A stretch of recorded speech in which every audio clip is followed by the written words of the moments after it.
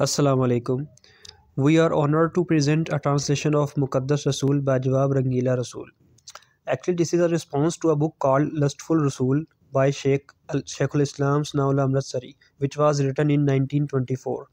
The book Rangila Rasul was written by an unknown member of the Arya Samaj.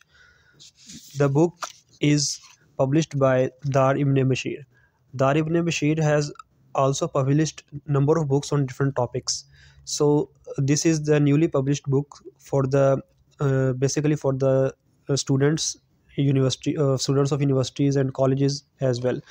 Now look at the table of contents of the book.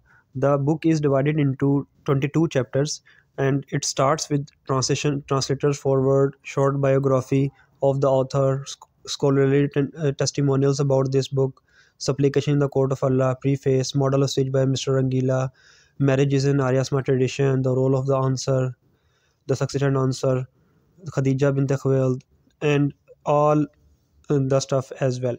Basically, the criticism is based on the lives of the Azwaj Mutahharat.